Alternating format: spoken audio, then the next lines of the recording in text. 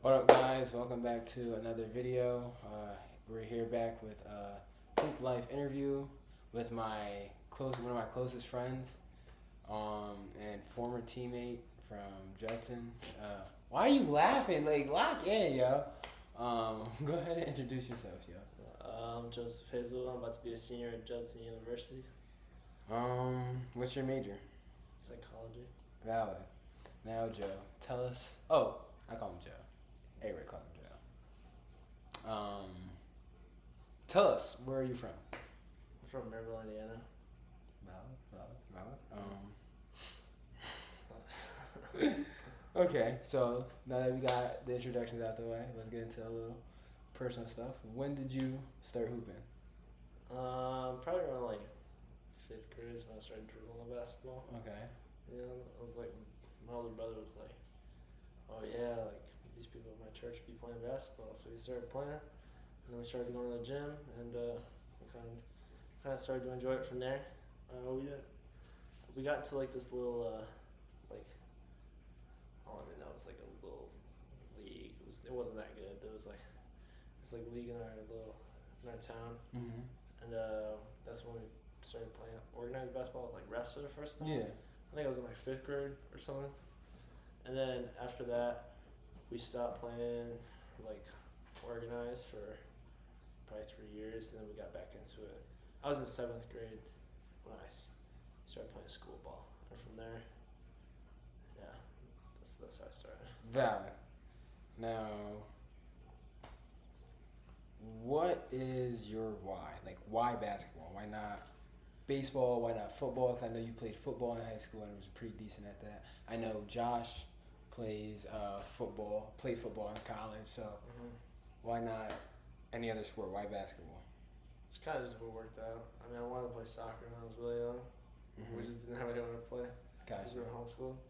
So like I said, my brother was like, "Yeah, let's play basketball." And I never really I was like, "Yeah, I'll just play because you play." Yeah. I didn't really care. And it wasn't until about like eighth grade where I was like, "I really like this. This is fun." You know, but like nothing else really stood out. I hadn't played any other sports like organized or anything, so I was like, "Okay, well, I got a head start on this sport, so why not?" You know, Valid. that's why I started.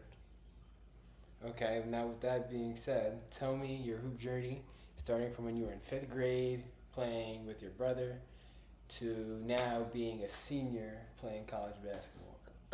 When I was in fifth grade, I was like, "Oh yeah, like we play at church. Let's just have fun." Then we started Yeah. going to a gym.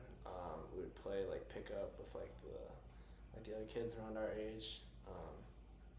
We were really bad to start, but we just kind of enjoyed it. When I got to like eighth grade, even all the way up to like sophomore year, I really wasn't even that good. Mm-hmm. Like it was like, okay, well I like basketball, but it's really like I'm not good at it. Yeah. And then it wasn't until like late in my sophomore, or no, like it was around like December, my sophomore year. Yeah. There was this kid in our conference. He was like the best team, like in our conference easily. They would beat like top ranked teams in like Indiana. Is this Tyler Schmidt's. Yeah, Tyler Schmidt. Yeah. Tyler Schmidt is we'll get there when he gets to the college. Tyler Schmidt's like a dog. I ain't gonna Yeah. lie. So we were playing their team. We met at like a tournament, and one of the kids was a really good shooter on their team. So it was like Tyler Schmidt and this kid were like the guys. He just hit like 15 threes, and they beat the team by like 99 or something. Damn. Yeah, and then after the game, I was talking to the other kid's dad. His name was Lincoln. And he was like, I was asking, I was like, how does your son shoot? Like, what are his mechanics? So his dad gave me like a tutorial of like how to like shoot properly and like mechanics, and that's really when that's where my journey began for real. Because before that I was like, yeah, whatever.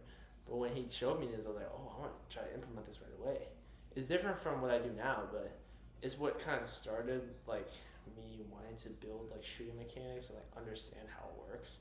Like that's where it all began. So I began like like a hooping junkie after that, and I would always be in the gym like super early, like wake up at like 4:30 to try to go to the gym like before everyone else gets there, just so I can get form shots. I'd be taking videos of my shot to see how I can improve it. Quick caveat: Joe's play style is very much shooter 3-and-D type of guy. Like, not lights out shooter, and then will strap up the other team's best player. So, for him to say this, like, and he's very technical with his shot, and is always looking for a way to improve, like, the mechanics, functionality of it, and make it smoother. So, like, this is like a big deal for him on that side.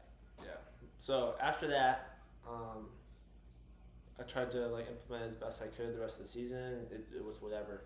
It wasn't until my junior year where I started like shooting really good. And then that's when it was noticed like, oh, this kid got a lot better. Yeah. Like he's like doing stuff. So I started averaging. I went from like averaging like 1.5 points straight up to like I think like 10.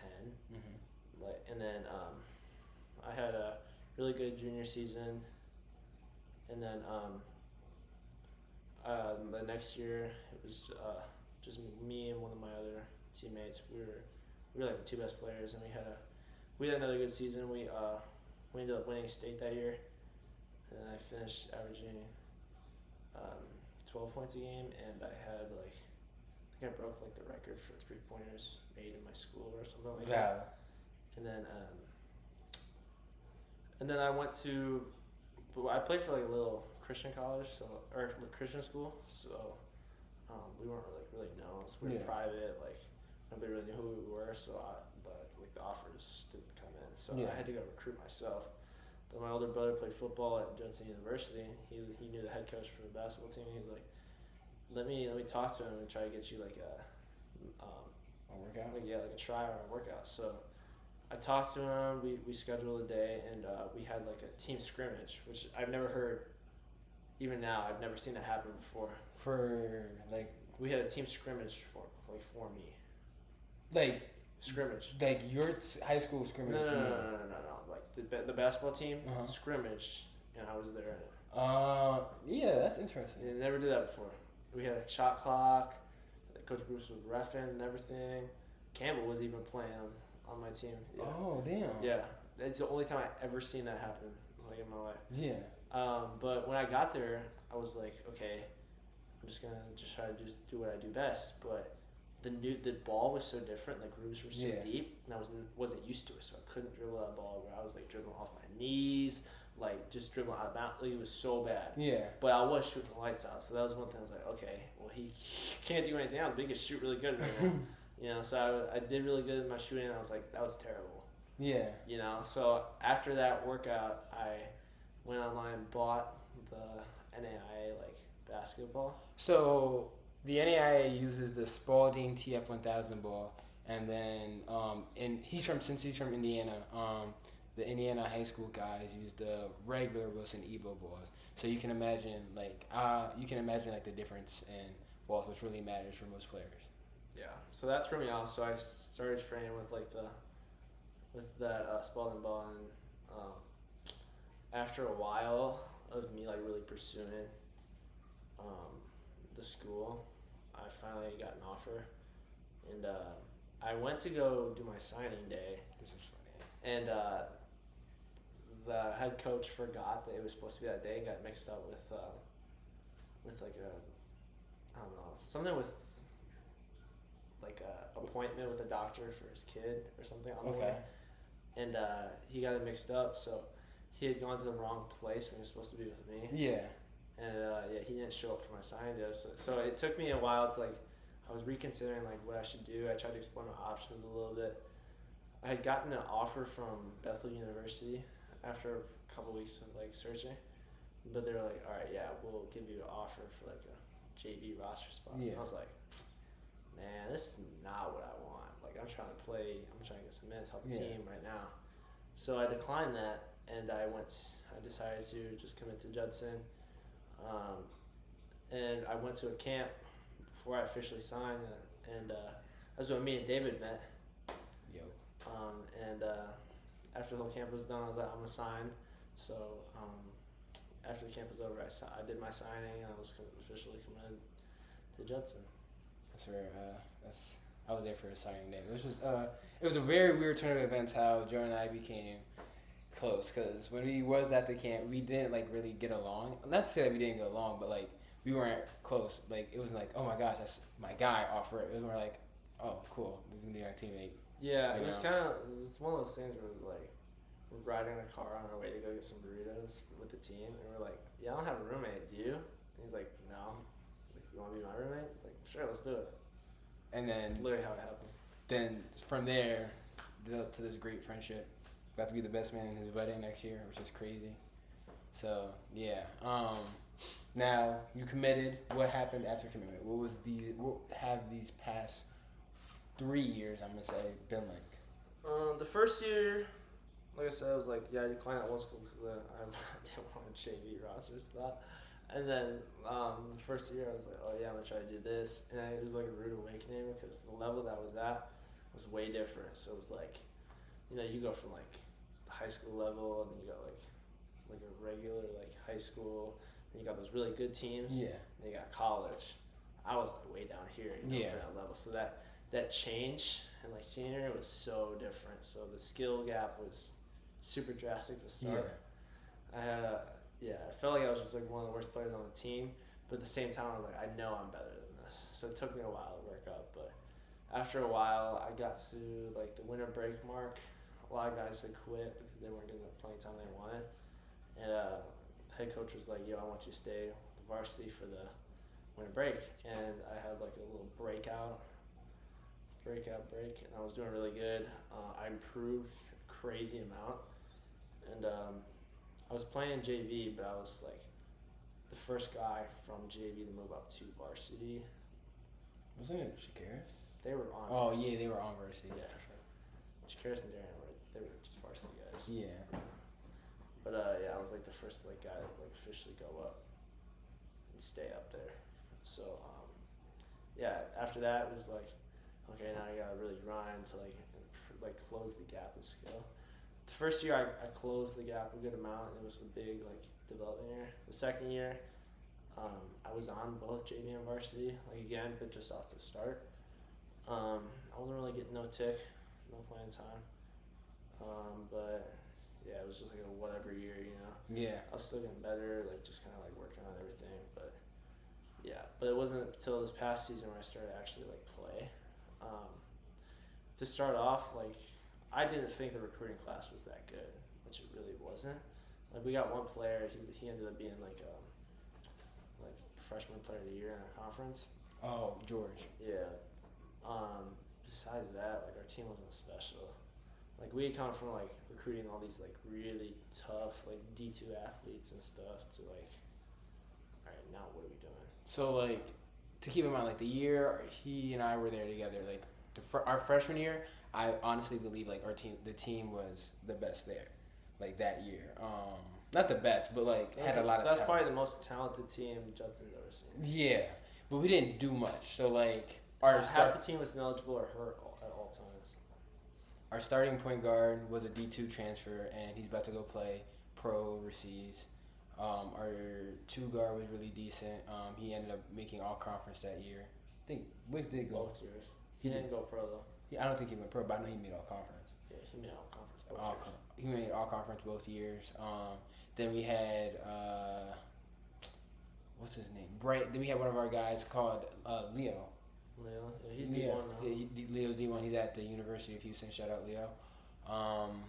Then we had Brighton, who was he was a D1 transfer, was he not? I think he was D2. Another D2 transfer, but yeah, like. And then we had Jack Keller. Jack Keller scored 1,000. Transferred and ended up scoring 1,000 points. Isaiah Bird was also our best player at the time. Another bucket. We had this kid named Sam Stewart, 6'9", athletic freak. Like our roster that year was real. Like our freshman year was real stacked. Yeah. And then our sophomore year it went a little bit downhill, but we still had decent. We had a better year that year though. Yeah, we had a better team year that year. But it was still decent. And then his junior year. Yeah, this past season, it was just not good. We didn't recruit nobody, so it's like we lose all our best players. We don't like fill those spots. my coach was like, yeah, this is probably going to be the best team we've ever seen. I'm just looking at him like he's crazy. Everyone is so optimistic about the year. I'm like, you guys have no idea what's about to happen, do you? Yeah. And sure enough, exactly what I thought was going to happen happened. Because we did a poor job recruiting. Everyone was too, like in their ego and everything. And we had a couple guys just with really bad, like, just attitudes, which killed our team and killed our chemistry. So the first half of the season, I didn't play much at all. I'd get late game scenarios for, like, if we're up or down a lot. But then at the second half of the season, I started, like, really, like, prove myself defensively.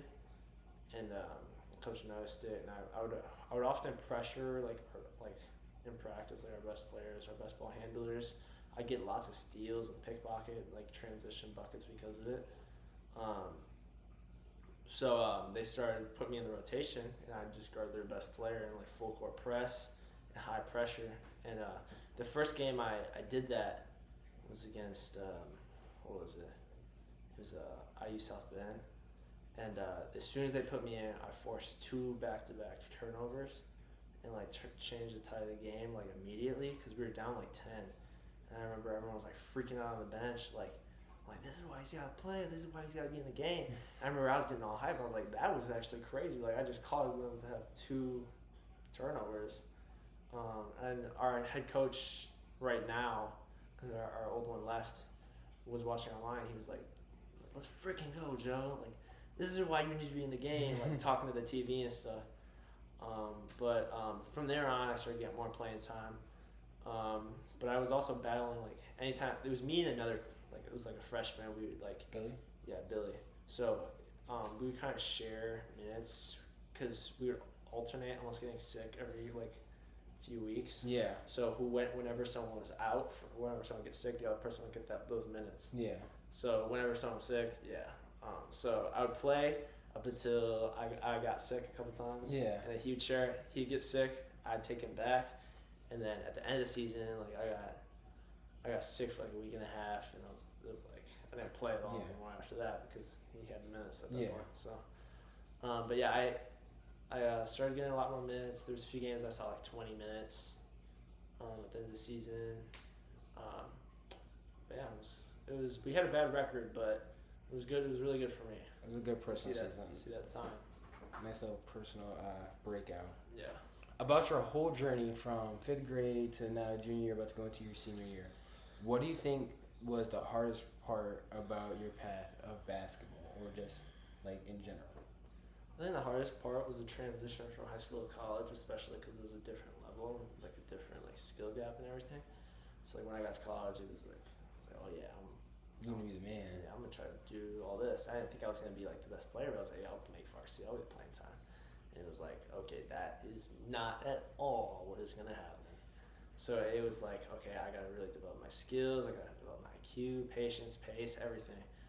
I didn't play with more poise, become a better shooter. I thought it was good, but it wasn't good enough because there was a lot of guys way better than me at shooting. So it was like, man, what I got is not enough. That's when I was like, okay, I gotta lock in, like start training, like taking this real seriously.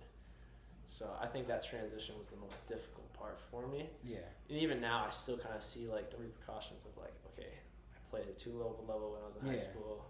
Only played 1 year of AAU, like it just wasn't enough. I didn't get enough live reps. Yeah. Because I think so. Joe and I going into our freshman year had like the same, like setback or like culture shock maybe would be the better word. I guess setbacks, culture shock, same thing. Because like we both came in thinking like, oh yeah, we're about to go crazy. Like this is gonna be a good year for us. To actually figure out like that jump from high school to college is like, it's a big jump. I don't know what to tell you. Like you get in there, you're thinking like, okay, I did pretty well for myself in high school. I did pretty well for myself here, and then you figure out like everybody did that, and now there are guys that are even better than you, and aren't willing to let you take their spot. So it's a lot of these guys are coming from like they'll be playing at EYBL, like these good teams, and then just play for these like really big like travel teams for school ball or like whatever you name it. Yeah. They're just playing really good comp all the time. Like they're just playing against these high D1 level players. Yeah. They're all talking about like, oh yeah, I was playing against like Jaden Ivey over the summer, and you film Yeah. like all these like NBA players now. I'm like, shoot, like, I've only ever seen them. I didn't Yeah. play against no one like that. And So yeah, like, so when you go on like a college roster, you never know who's gonna be like coming on there. Like, don't ever doubt any level. Like my biggest not my biggest example, but Dior Johnson. Like, he went JUCO, and now he's playing at a D1. Like, you never know at what level somebody's playing at, or what circumstances put them at that level. So when you go into college, you just got to take everybody at like face value. Like, they got to prove to you that they could hoop or something like that. Biggest advice to give out to young players or to your peers that you have. I would say just be real with yourself and don't like think you're better than you are. I think they're really good to have confidence, but there's also a difference between arrogance and confidence. And also, if you are struggling with confidence, have some confidence in yourself. Like, it's probably the most important part of the game. Like, even for me, I think like if I had like just unbreakable confidence, I could be one of the best players in my conference easily, and like it wouldn't matter because I got all the skills, like I have everything I need. But like having that like mentality of just like, okay, like nothing's gonna stop me. Like I know that I can, do this. You fill in the blank, but I think that's what would like separate me from others, is that like unbreakable confidence. But arrogance would never help that either, But yeah, also like ask other people for advice and be coachable. Like some people have just seen things you haven't, and even if like someone seems inexperienced, like just listen to what they have to say, and just kind of like see what you can take out of it. It's just being like coachable. Like someone might be like a couple years younger than you, and they might tell you something, but it might be a little golden nugget that you didn't know, or they didn't even know that they were going to share that little piece of information that would help you as much as it did. But yeah, just be coachable and just be open to like criticism and everything. Facts. That's valid. Like, just being able to be real with yourself, and as well as just taking information from any source. Yeah. Also, something that'll always get you PT, like as a hooper, no matter where you go, is if you can lock up real good. If you take care of the ball and if you can hit open shots, like those are really the only things you need to like see a court. And if you're just playing really hard, At like, any level. Yeah, any level. If you can do all those things, you will always see the court, and that's never going to be like debatable. Like, it's going to be like, okay, well, he does everything right, plays really hard defense, works hard, and he's hitting shots. Like, he's got to be in the game at all times. Like, you can't sit someone like that. Yeah, it's hard. It's hard to find a downside on that. So my one future. What are your future plans with basketball, if any, or future plans after school, after college, or what is your goals and aspiration with basketball? Shoot, basketball's gonna be done for me. Like, I know I'm good, but like I'm not no like overseas pro or anything, So like I'm trying to start this year, but I don't see myself being like, oh yeah, like I'm gonna go talk to like these professional teams, get paid overseas. I'm about to get married, so like it's like I'm gonna just get married, enjoy my life, go to grad school, start getting ready for like to set my future career and everything, like in the psychology industry. So yeah, I'm just focused on my future family, Valid. setting myself up for success with my career. Nothing wrong with that. Like, a lot of people some people think like, I think a lot of issues coming from the youth is thinking like, oh, I put so much time into basketball to get to where I'm at that they have to take basketball all the way. Like, it's not necessarily that. You just go to school. When you go to school, try and get a degree that's actually going to help you when the ball stops bouncing. Because eventually, the ball stops bouncing for every single one of us. It's just a fact of life. What can you do when the ball is done bouncing is going to define who you are. Basketball doesn't define you. What you do defines you. So let that, like, sit with that, actually. Like, that's something that is real. My last question for you today is, are there any questions that you wish I asked or that you want to, like, put out in the air? No, not really. All right, man. I appreciate you. Always a pleasure. For For sure, man. And I will catch you guys on the next video. Like, subscribe, pray, and see you guys next time.